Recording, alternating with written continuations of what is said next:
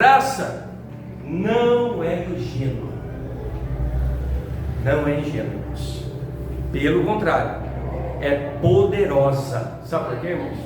Porque a graça derramada sobre você, sobre mim, ela revela o tamanho da sua fé. A graça não é ingênua, irmãos. Não é bonachona. Faz o que você quiser, eu estou aqui. A graça é poderosa, porque quando a graça é derramada em nós, irmãos, ela revela o tamanho da nossa fé. Ela revela, porque a graça só tem efeito quando ela é praticada por meio da fé. Por isso que Paulo disse que a salvação é pela graça, por meio da fé. Por meio da fé.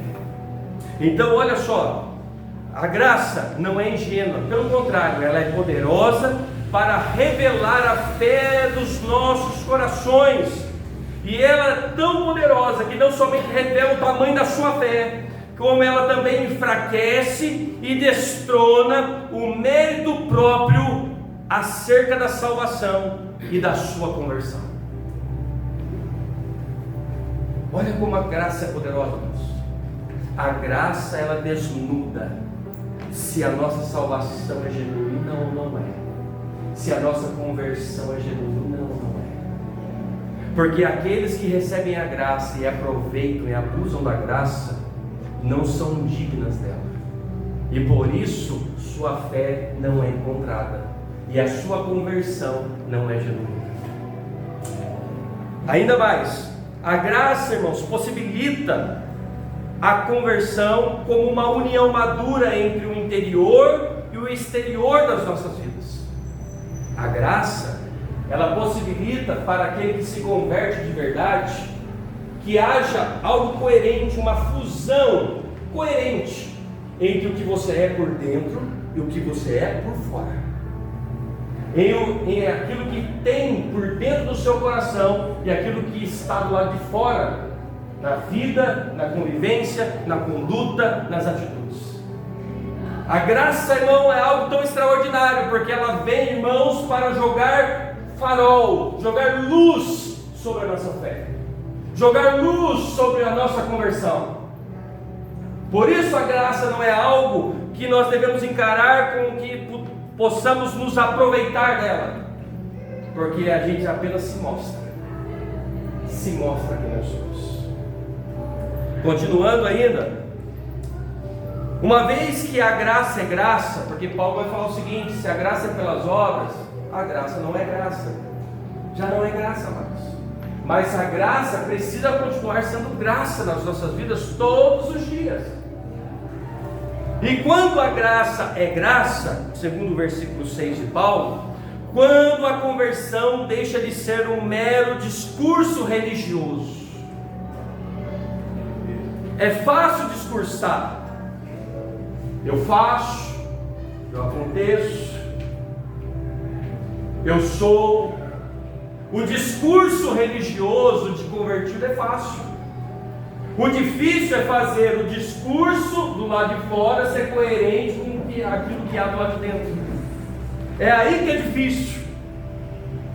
É aí que é o nosso desafio, e a graça nos desafia, porque eu estou aqui.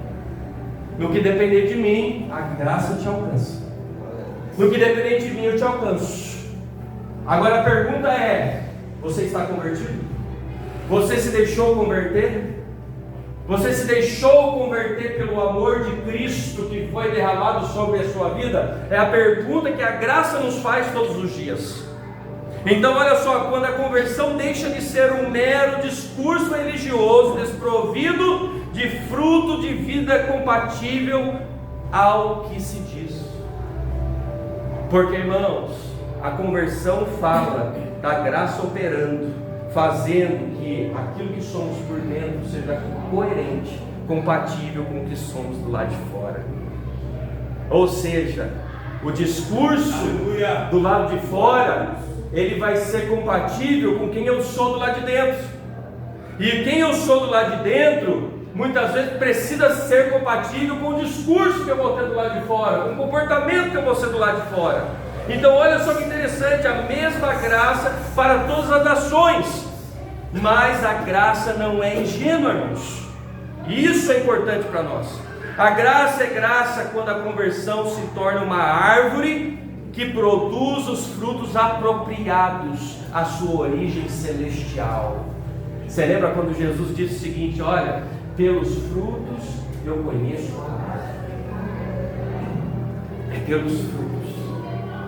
E aí, irmãos, quando a gente olha, a graça é graça, quando a nossa conversão, sendo genuína, ela é como uma árvore que produz os frutos apropriados à sua origem celestial, ou seja, os frutos são espirituais, os frutos são condizentes à sua origem celestial, que dá os frutos na estação certa. Sabe por quê?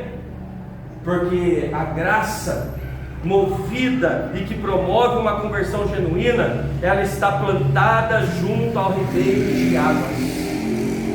Não é isso? E quem é o ribeiro de águas? Jesus, irmãos. Aquele que beber de mim, fonte de água viva jorrará para toda a eternidade. E é isso que o salmista Davi disse lá no Salmo 23. De nós sermos como árvores plantadas junto a ribeiros de águas, a qual dão o seu fruto na estação certa, as folhas não murcham, louvado seja o nome do Senhor. Sabe por quê? Porque o que está do lado de dentro jorrando, irmãos, ela transborda para o lado de fora, e isso é o que a graça faz. É o que a graça faz. Foi essa graça que Deus aplicou aos 7.000 israelitas no tempo de Elias, e ainda aplica aos israelitas hoje. Da mesma maneira que se aplica aos israelitas ainda hoje, Deus tem aplicado essa graça a nós que estamos aqui hoje. Amém, meus irmãos? Essa graça, irmãos, que está aqui, ó, disponível a nós. Aleluia! Deus é maravilhoso. Apocalipse 7, verso 9, vai nos dizer o seguinte: depois dessas coisas olhei, e eis aqui uma grande multidão. Essa multidão são os salvos, a igreja.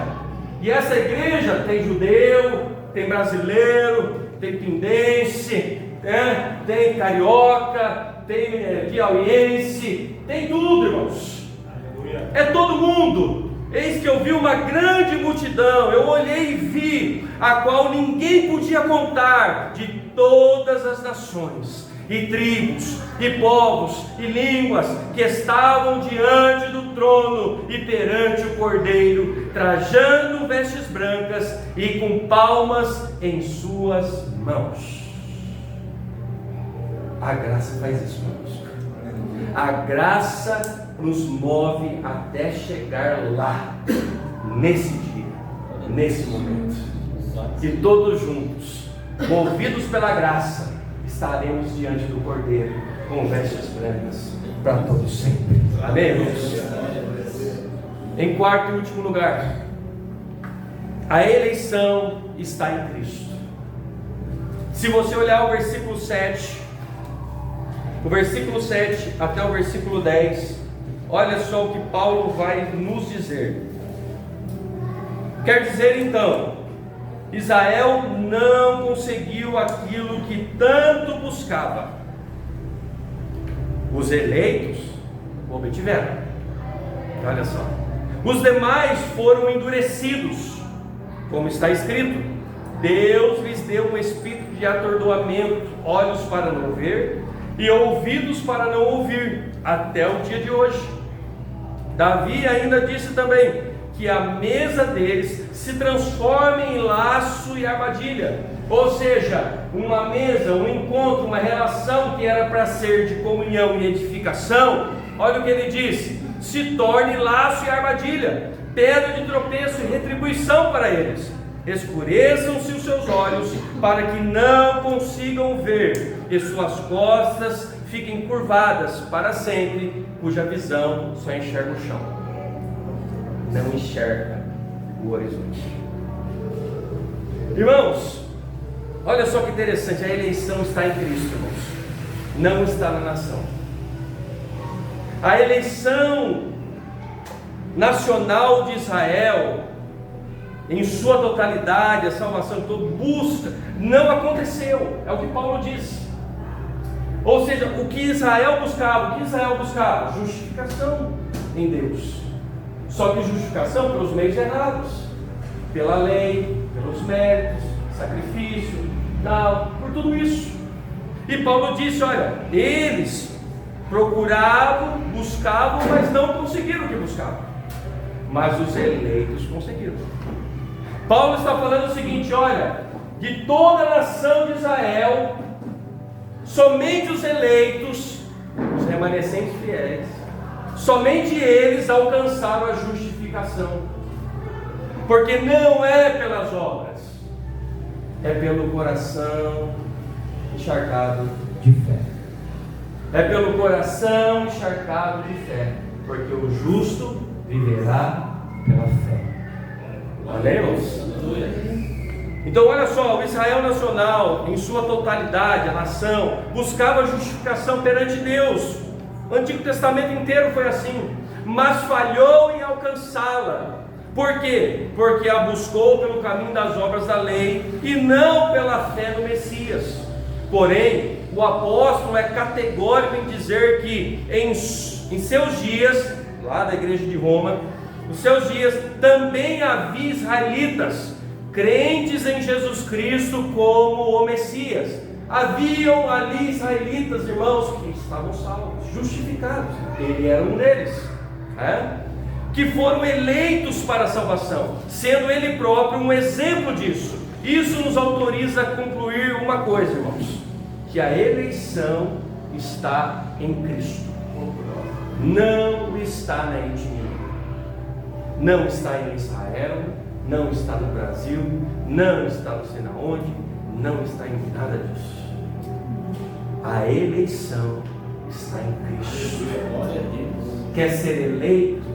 Então receba o Cristo, receba Jesus, e então Ele, por meio dele, será feito em nós uma eleição, seremos eleitos.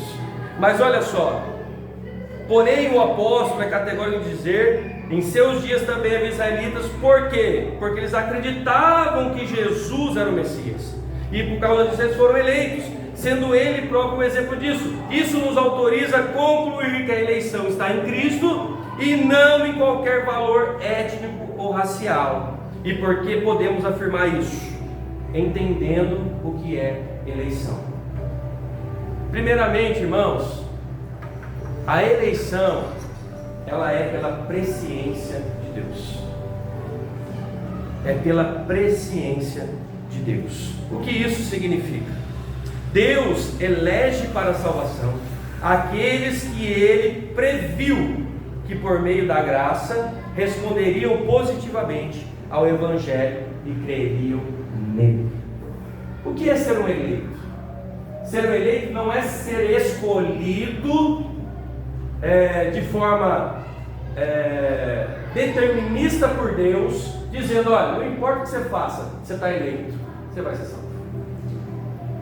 A eleição não é isso. Isso é predestinação. Mas a eleição é o seguinte, é aquilo que acontece em nós, é quando Deus, que é presciente, Deus não é presciente? Ele não sabe o que vai acontecer daqui a 10 minutos? Ele sabe o que vai acontecer daqui a 10 anos? Ele sabe o que vai acontecer daqui a 100 anos? Ele sabe o que vai acontecer. Então ele sabe se o CDUR vai permanecer fiel ao Senhor até a volta do Senhor Jesus Cristo. Ele sabe. Então, como ele sabe, então ele diz o seguinte: olha, você, que eu já sei, porque eu conheço o amanhã, não porque eu te manipule, não é porque eu estou manipulando você e estou fazendo você ser uma pessoa que não tem vontade, que não seja escolha sua, não, nada disso. Eu somente sei o que vai acontecer, mas eu não estou interferindo na sua escolha.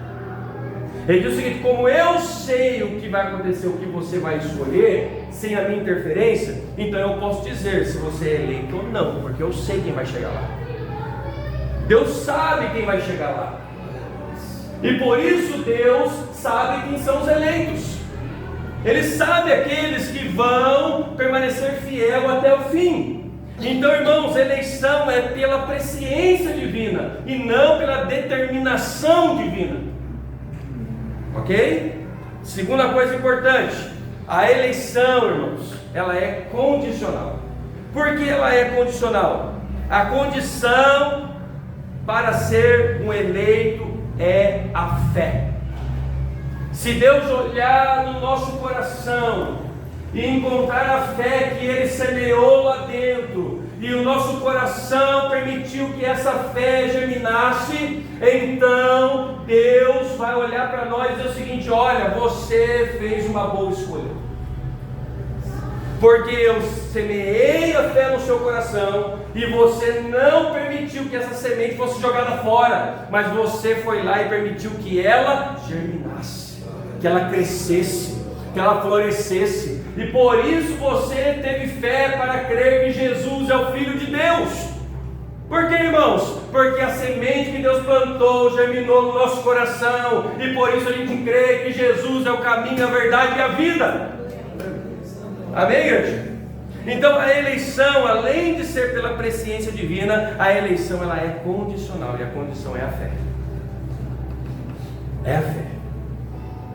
O meu coração é um terreno apropriado para a fé, para a semente da fé. O meu coração foi um terreno apropriado para a semente divina da fé. A condição para ser eleito é a fé. Deus elege quem Ele sabe que irá crer. Que irá crer. Deus sabe, Deus conhece tudo. 1 Pedro, capítulo 1, versículo 1 e 2. Não deixa nenhuma dúvida do que eu estou falando para vocês, tá? Diz lá o texto: Pedro, apóstolo de Jesus Cristo, aos estrangeiros dispersos no Ponto, Galácia, Capadócia, Ásia e Bitínia. Quem mais? Aos eleitos, segundo o que, irmãos? Segundo a presciência de Deus Pai. Ou seja, a eleição não é predestinação, eleição é pela presciência de Deus. Amém, irmãos? Ele não te manipula, Ele não te obriga, Ele não interfere em nada na sua escolha, na sua decisão. Mas Deus, Ele sabe o que você vai escolher, e por isso Ele sabe quem são os eleitos. Ele sabe. E a outra verdade é o que Jesus ensinou. Jesus ensinou durante seu ministério dizendo o seguinte: olha, calma, porque no meio dos meus seguidores vocês vão ter que conviver com aqueles que são joio e com aqueles que são trigo. E não tente tirar o joio, porque você vai arrancar trigo junto. O que Jesus estava falando? Que Deus sabe de antemão quem é joio e quem é trigo. Deus sabe. E é pela presciência dele que ele sabe quem é eleito e quem não é. A eleição de Deus é assim, pela presciência e não por determinação. Ok, irmãos? Finalmente, o esforço humano sem fé gera cauterização espiritual. Esforço humano sem fé gera cauterização espiritual, enquanto a eleição divina preserva a vida através da graça e por meio da fé em Jesus Cristo, assim como Ele fez com os remanescentes fiel lá dos tempos de Elias. Elias tem 7.000. Sabe o que eu fiz? Eu não obriguei eles a ter fé. Eu somente, quando observei e vi que tinha fé, eu cuidei deles, eu livrei eles, eu guardei eles, para que eles pudessem continuar um coração cheio de fé até o momento certo de poderem ser edificados, crescer e manifestar a sua fé no Deus verdadeiro. Se coloque em pé, irmãos, em nome de Jesus. Irmãos, Israel é um remanescente da graça, assim como eu e você. Nós somos um remanescente da graça. Glória a Deus por isso.